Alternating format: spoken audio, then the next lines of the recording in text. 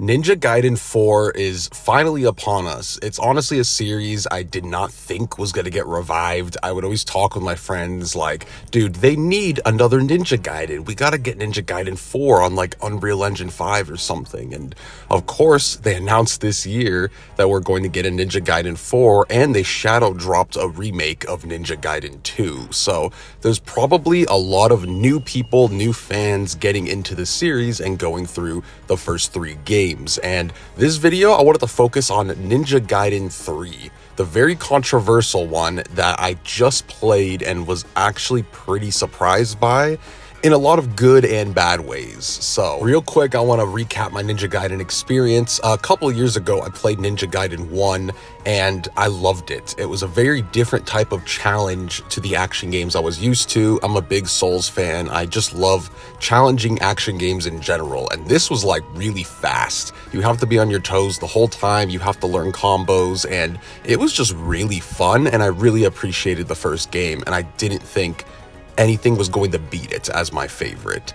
And then I went on to Ninja Gaiden 2 Sigma, and I couldn't do it. I gave up on it because I couldn't stand the no blood and stuff. It just felt weird that they changed the blood and gore to a bunch of mist that would come out of the enemies, and I just didn't like it. I was like, I'm gonna go play the original Xbox 360 version. And then I just kind of forgot. So the remake came out, which was a big thing for me. I was like, oh my gosh, they got all the gore and all that stuff back, and it's a new graphics, Unreal Engine 5. So, but there was one thing that kind of messed up my playthrough. Now, the game was still fantastic in a lot of ways, but the big thing that kind of ruined my first playthrough of 2 is that Ninja Gaiden 2 Black has kind of whack out difficulty modes. They messed up the difficulty modes, in my opinion, because I played it on hard mode, which hard mode in the first game kicked my ass. So I was like, okay, I don't want to do very hard right away because I'm going to stream this game and I don't want to be stuck on a boss for 3 hours. You know, I want to have a challenge, but I also want to get through the game as my first playthrough in kind of a smooth way. And hard mode is basically easy mode in Ninja Gaiden 2 Black. It's kind of absurd. Most bosses I beat in, no joke, like 18 seconds and didn't die more than a few times through the whole playthrough. It was very button mashy, and I just start to zone out when it's like that. I really started to get bored at times because I'm just smashing buttons and it didn't require me to do anything. And I was like, why is this called hard mode? And then a lot of Ninja Gaiden OG fans that were in my chat at the time were letting me know they really butchered the difficulty modes in terms of the names. Like hard mode is normal mode, and then very hard is kind of the hard mode, and the wording is just kind of bad. I don't know why they would even call that a hard mode, but the game was still really fun, and I pretty much got to see the entirety of it, but I didn't get the challenge I wanted. And when I put it on Master Ninja, and the first chapter was more fun than my like entire playthrough of it when I switched it to Master Ninja. So it really sucks. I should have chose very hard from the get-go, but again, I don't know why the devs did that. They should have just kept the difficulty similar to the Xbox 360 version for Ninja Gaiden Black 2. And then I went on to Ninja Gaiden 3 Razor's Edge. Now, the amount of opinions I heard before this game was almost getting exhausting, where the healing sucks, the game sucks, it's not as good as the others, the new director did not do a good job. Now, a lot of these complaints are more based on the original Ninja Gaiden 3. That game had problems. It basically released completely unfinished. You only had one weapon. The enemy spawns were weird, and it kind of felt like a Warriors game. And in general, it was just very, very lame compared to the first 2 games. But Razor's Edge did a lot to enhance it and make it like the first 2 titles. But even then, I still heard a lot of different opinions from people, whether like the bosses suck, the healing still sucks, and they're like, yeah, the combat's good, but it's just not as good as the others. And I just finished it, and I can't lie, I loved it. I had such a good time through Ninja Gaiden 3 Razor's Edge. So I wanted to give my thoughts on it and let people know who might be just hearing a bunch of bad opinions. I almost think a lot of people just parrot each other. Like, yes, there is negatives, and I'm going to go into them into this video, but this game is not as bad as people might make it out to be. In my opinion, it's a very fun action game, and I think it's a good Ninja Gaiden. And there is some directional changes because there is a new director. That original director is not on 3, even on Razor's Edge, so you might feel that if you're like an OG fan. But for people kind of coming into this series, and maybe if you just never gave it a chance and you loved the first 2, I really recommend it. And I'm going to start with all the good things and why I was surprised going through this game, how much I enjoyed it. So first off, the combat in itself, I think it's just fantastic. It's very smooth, it's very fast, it feels a lot like 2.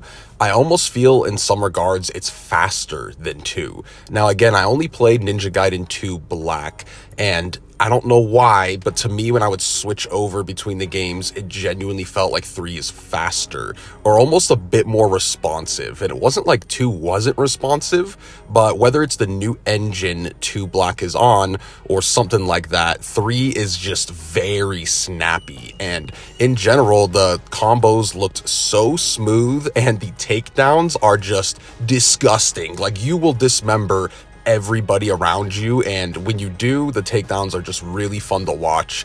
And the combos in 3, I feel like, are harder to pull off. They have a lot longer combo strings, which I have no problem with. I really enjoyed learning these combo strings, and it felt like it was a tiny bit harder to pull off crazier combos. And again, in Razor's Edge, they changed the enemy placements and added all the weapons from previous games, so there's a lot to work with, a lot of different weapons to use, and I pretty much enjoyed the combat the entirety of the game. Now, I'm a combat enthusiast. That is my favorite part of any game, so of course this was fun for me. I just enjoyed playing through any combat encounter through this game. Now, here's the biggest controversial take I might have, but oh my gosh, I just don't understand it, and it's the healing. I love the healing system in Ninja Gaiden 3. I enjoy it more than 1 and 2's. And the reason for that is it's more challenging, but it's not cheap in my opinion at all.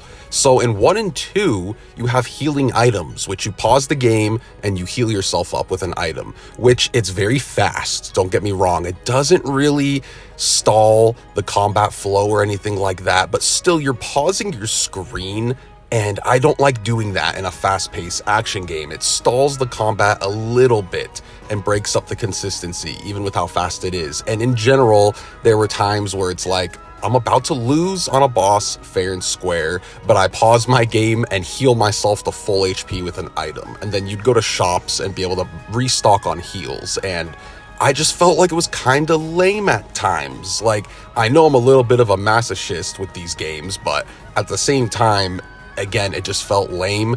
And in 3, I think it's so good because it rewards the player for playing good. So the 2 ways you can heal in 3 is your Nimpo, which is your super move. So you're going to have to raise a meter in this game, and doing takedowns or combos is going to give you more on that meter. And when it's full, you'll use a Nimpo strike and it will heal your character up. I loved this so much because you're going into a battle. As you're fighting, it's getting tense, your health is getting lower, but as you're still moving on, getting your endurance and staying in battle for long, you're going to get your super move, and then you're going to pull off your Nimpo and it's going to heal you back up. And I thought it was just fun. It rewards the player, it's challenging, you can't spam healing items. I really enjoyed it. And the other one is you meditate. You eventually go into your skill tree and you can unlock meditation. And instead of waiting until your meter is completely full for your Nimpo, you could use that meter to basically meditate. And a lot of people were like, oh, it's clunky. You never have time to do it. And I disagree. I think it's just hard, but it's totally fair.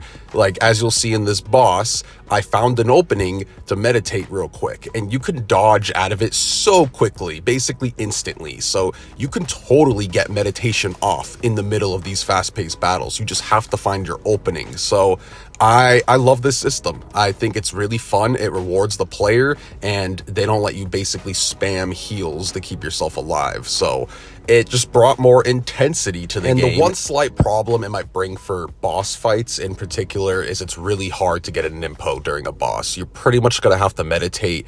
But again, I personally had no problem with this. I love fighting a boss over and over and learning their movesets. And at times, at least on hard mode, which I'm assuming Master Ninja is even harder than this, but you have to basically not be perfect, but you really have to learn almost every move and how to deal with the boss, because you're not going to get to really heal up to make mistakes. So again, I loved that, and I loved half of the bosses in this game. We're going to get into the ones that were terrible, and when they were terrible, they were bad, in my opinion. But the good bosses in this game were really fun. They were really fun back and forths, and one I actually really liked in particular was the T-Rex. And I found this funny because everyone roasts the T-Rex. At least the people I talked to, they hated it. And I played it and I was just like, why did you hate that fight? It was like there was nothing wrong with it. And I was able to just dodge away from the T-Rex, and he falls on the ground after you dodge a few times, and then there's a wave, and you gotta jump over the wave, and you can get your damage in. I really had no problem with this, and I thought it was pretty well designed. Like, I really did have a good time. And then when you're fighting 1v1 with more humanoids, like sword to sword, it's really fun in my opinion. You could find openings, and there are ways to completely stagger the boss, and when you get good enough, you could almost keep them in this chain loop of smacking the hell out of them, and they can't really touch you. Again, it takes a lot of practice and a lot of deaths before you'll be able to do it, but it's totally doable. Another positive I thought was kind of funny that I enjoyed was the story. Now, don't get me wrong, the story is not good. It's goofy, it doesn't make much sense, but in general, Ninja Gaiden is not known for its story. I also thought the story in 1 and 2 was goofy, but the one difference here is I feel like Ryu talks a bit more in this game. And some people don't like that. They want him to be more mute because he's like a ninja.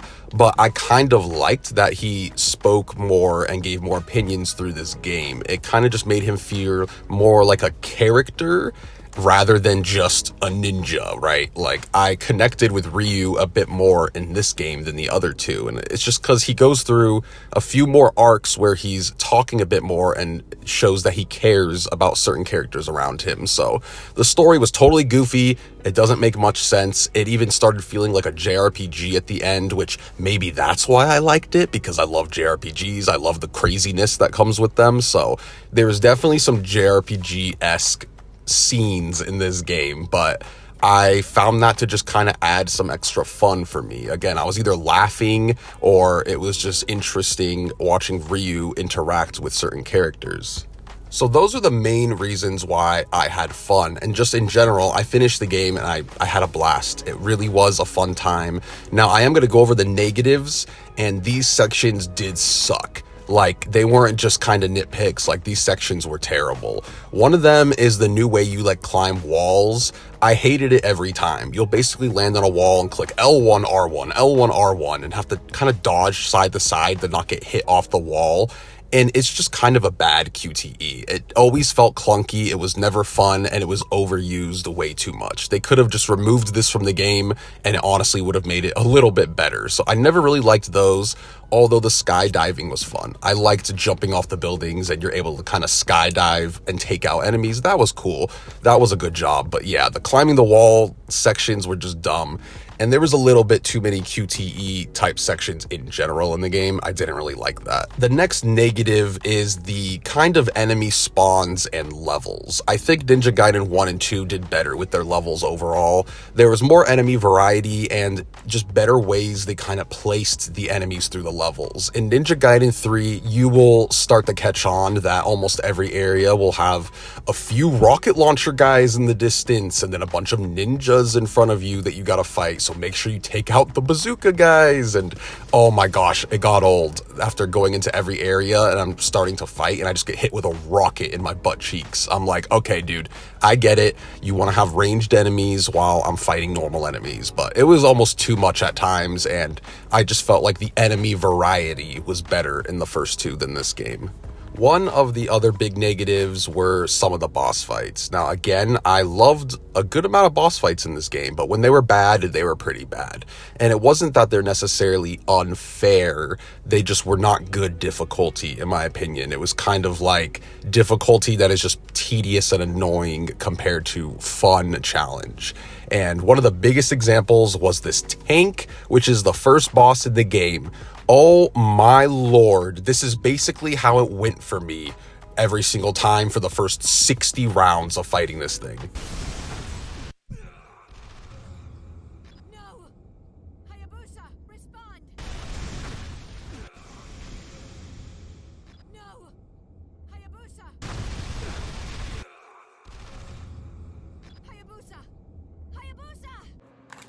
Hayabusa! Hayabusa! Hayabusa, I get it, bro. I get it, okay? I get it. Yeah, that boss actually made me almost break my PlayStation. It's not technically unfair. I figured out what you're supposed to do. You gotta break all his legs. Don't actually break the leg off with the QTE so the enemy stops shooting like its giant blue laser, but it is just not fun, okay? It's not a fun challenge. It's very frustrating, and there's a few bosses like this. The final boss, oh my lord, I'm not gonna get into it here for spoilers, but just be warned. There's a helicopter in the middle that it's just ridiculous. You're trying to aim at it with your bow, and there's other enemies flying around trying to shoot you, and your bow keeps locking onto them and never locks onto what you actually want to. It's a mess. So yeah, there's a decent amount of bosses in this game that are going to make you want to pull your hair out for sure.